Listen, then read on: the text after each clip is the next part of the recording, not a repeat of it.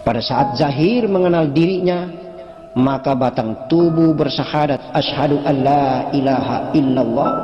Batang tubuh ini adalah fana, kemudian yang hidup adalah napas dan jiwanya.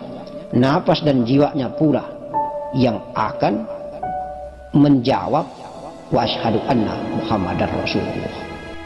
Dan tentunya di balik napas dan jiwa ada Nur Muhammad, ada Allah Subhanahu wa ta'ala.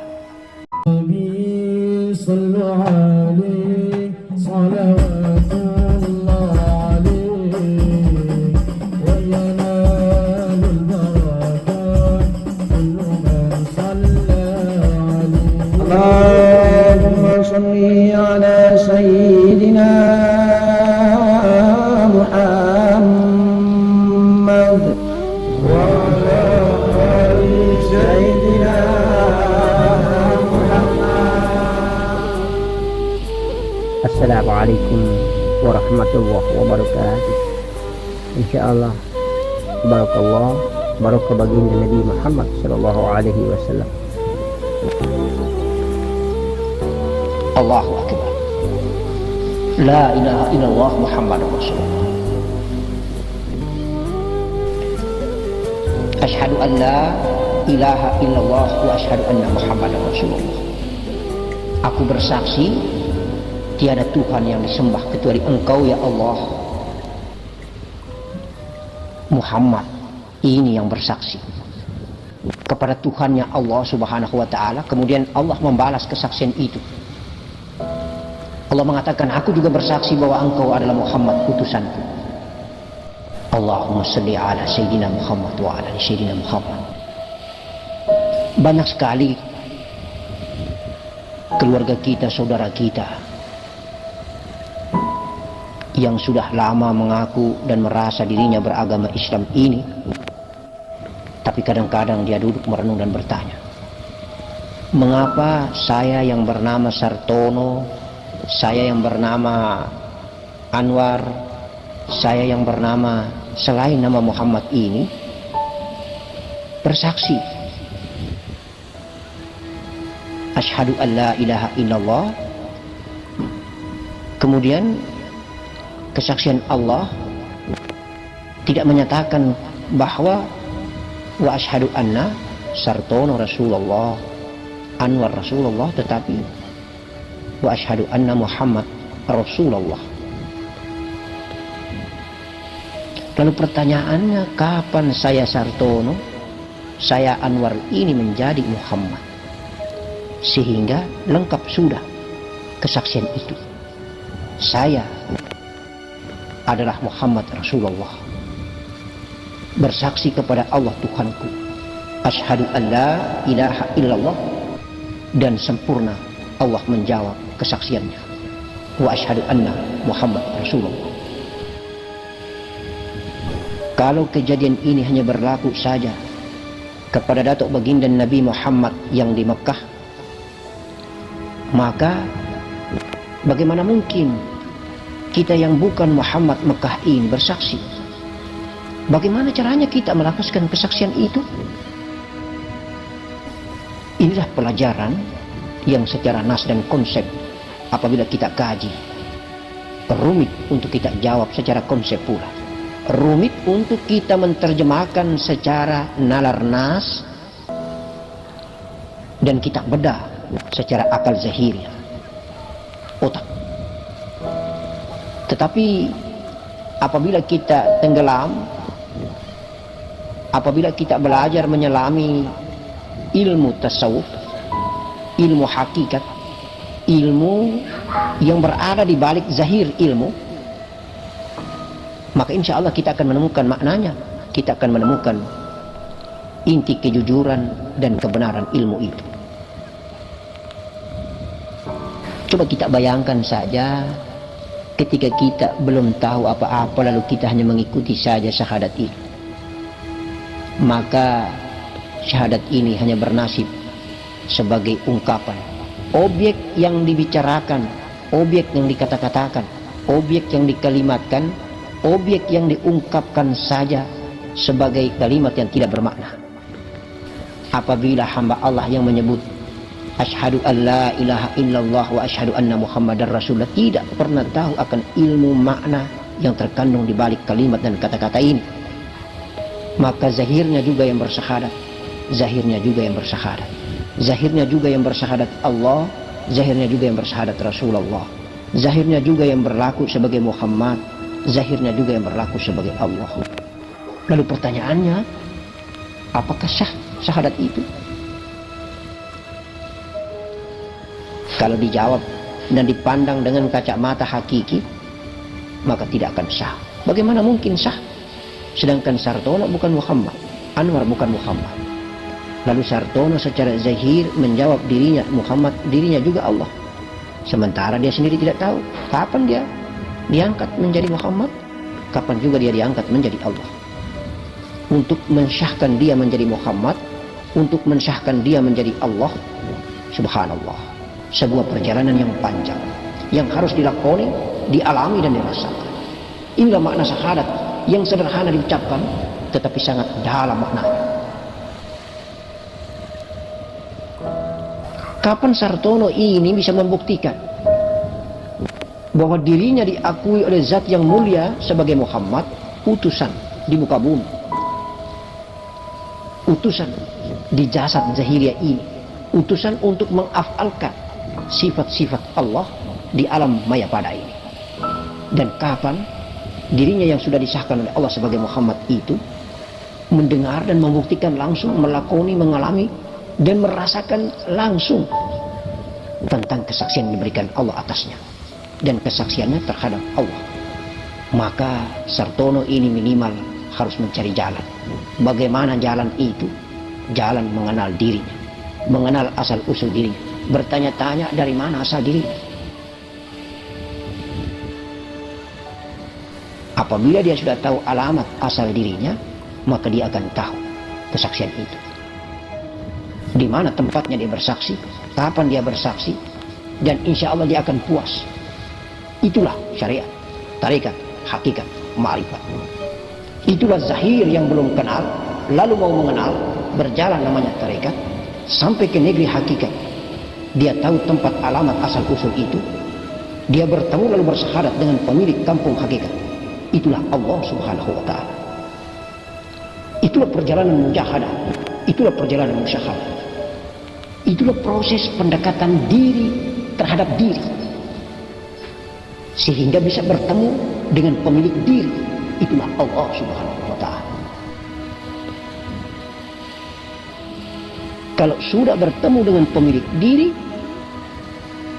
maka pulang dari kampung negeri pemilik diri hakikat ini, secara syariat kita sudah bisa mengamalkan dengan istiqomah, dengan puas dan nikmat dan lega, mengamalkan perintah Allah, menjauh segala larangan. Inna khalaqtul jin wal ins illa liya'bud, kata Allah. Tidak aku ciptakan jin dan manusia kecuali beribadah kepadaku. Maka ketika kita beribadah, kita melaksanakan syahadat, mengamalkan syahadat, puaslah kita.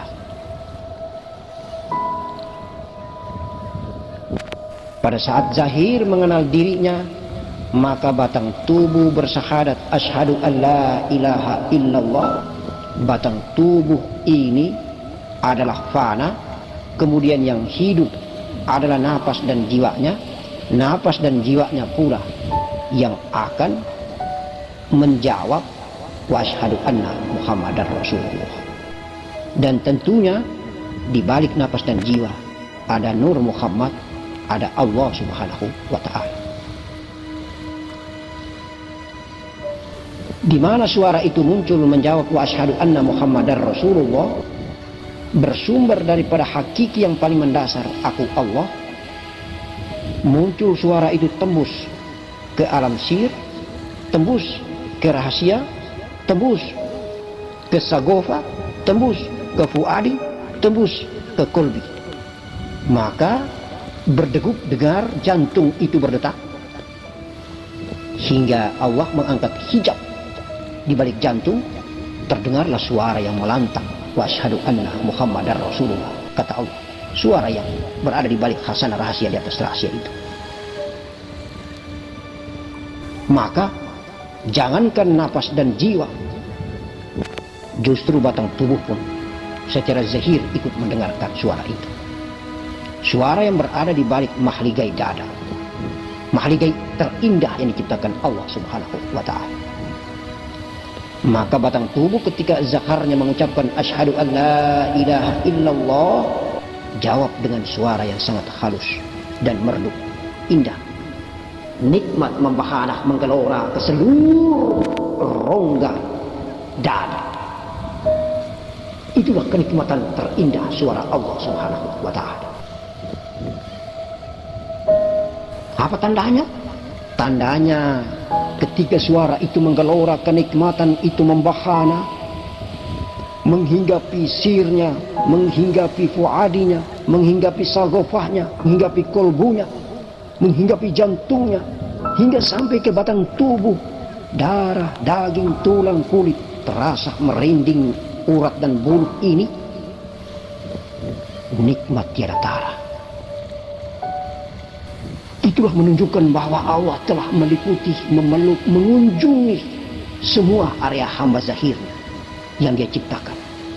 Sehingga hamba zahirnya ini hendaknya langsung bersujud, menjalankan perintah dan menjauhi larangannya. Langsung bersujud, taat, tawaduk, dan selalu mengikuti perjalanan kejujuran, perkataan nurani yang paling dalam, cahaya yang paling dalam yang berada di balik sir dan rahasia. Itulah suara innani anallah, innani anal haq. Aku Allah, aku Allah. Aku Allah ini akan membahana dan menggegar suara hingga melenyap melulantahkan aku hamba yang berada di balik zahir ciptaannya, yang berada di balik nur sifatnya, yang berada di balik jiwa nafasnya, yang berada di balik darah, daging, tulang, kulit, urat dan bulu jantung, ampun limpah hati dan paru-paru, yang berada di balik batang tubuh yang hina dina ini.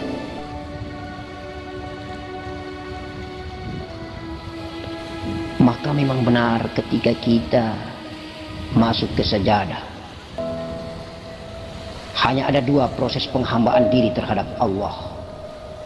Pertama, matikanlah batang tubuh ini yang menghadap, bercengkerama, berdialog, bercakap-cakap dengan Allah. Hanya ada dua.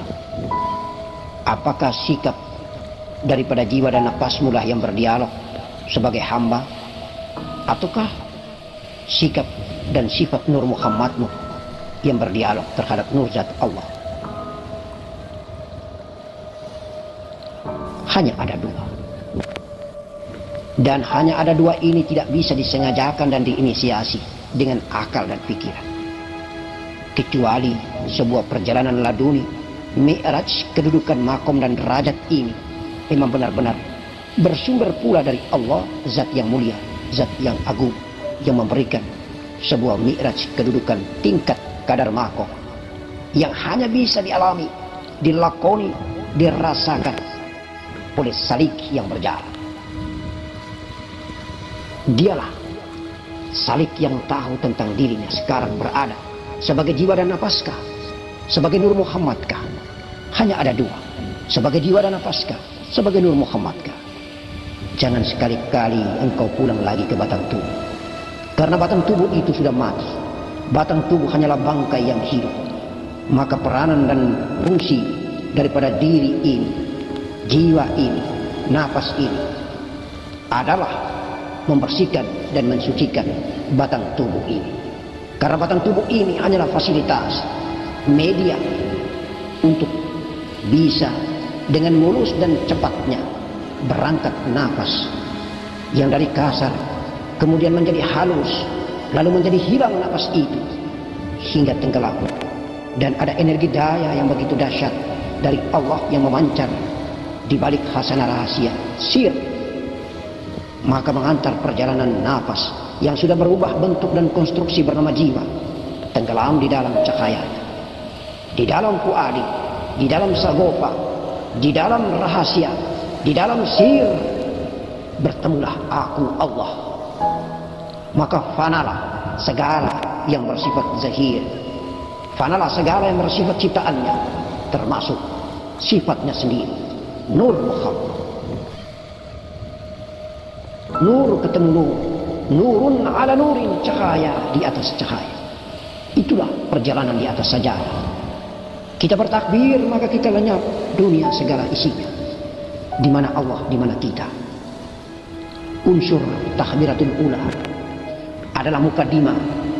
Kita fana, menenggelamkan nafas ke dalam mahligai dada, ke dalam kerongkongan, ke dalam rongga ciptaan Allah yang terindah, agar kita tembus ke berbagai tahapan-tahapan dimensi. Kolbu, fuadi, sagofa, sir, aku, Allah, Allah, Allah, Allah, Allah, Allahu Allah.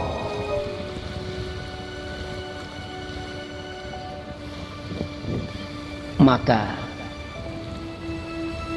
janganlah menganggap remeh dengan perjalanan nafas. Inilah kisah kematian yang Allah selalu membimbing dan menuntun kita pada saat kita di atas kasur pembaringan kematian. Dan ketika kita masih hidup, Allah selalu mengajak kita berlatih untuk bertemu dengannya pada saat kita tidur. Tapi kita lupa, karena kelalaian kita, karena kelelahan kita, karena kecapaian kita pada saat kita bekerja dunia di siang hari,